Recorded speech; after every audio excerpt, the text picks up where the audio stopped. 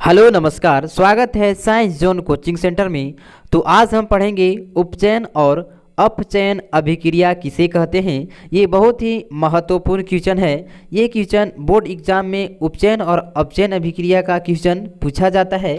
तो चलिए आज हम आपको सरल भाषा और आसान भाषा में बताएंगे उपचयन और अपचयन अभिक्रिया किसे कहते हैं। ये क्लास 10th का क्वेश्चन है। तो चलिए हम सबसे पहले जानते हैं उपचयन अभिक्रिया किसे कहते हैं।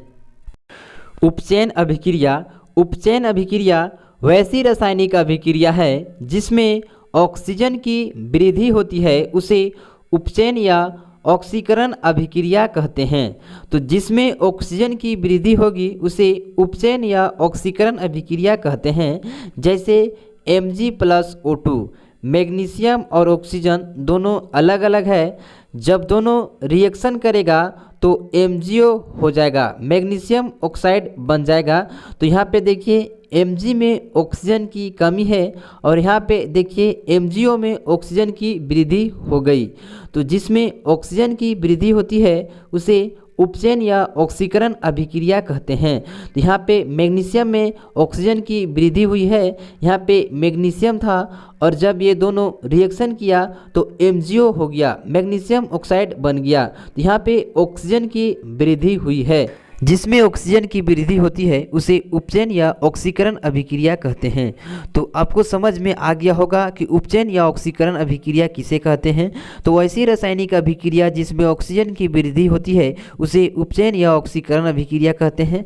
तो चलिए अब हम जानते हैं अपचयन अभिक्रिया किसे कहते हैं।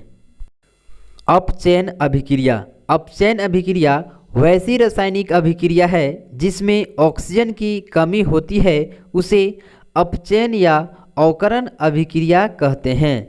तो अपचयन अभिक्रिया में ऑक्सीजन की कमी होती है। जैसे CuO+H2, copper oxide plus hydrogen जब रिएक्शन करेगा तो Cu+H2O बनाएगा, कॉपर और जल बनाएगा।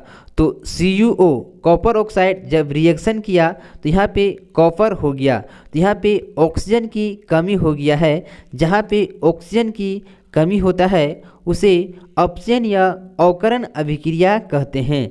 तो अपचयन अभिक्रिया आपको समझ में आ गया होगा कि अपचयन अभिक्रिया किसे कहते हैं।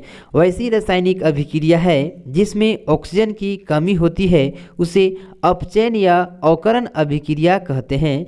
जैसे Cu+H2, CuO में ऑक्सीजन है, जब ये रिएक्शन किया तो Cu बन गया, यहाँ पे ऑक्सीजन की कमी हो गया है। अपचयन अभिक्रिया किसे कहते हैं समझ में आ गया होगा। उपचयन और अपचयन अभिक्रिया समझ में आ गया होगा। तो यदि आप अभी तक हमारे वीडियो को लाइक और चैनल को सब्सक्राइब नहीं किए हैं तो कर दीजिए। हम इसी तरह से VVI क्वेश्चन अपलोड करते रहते हैं।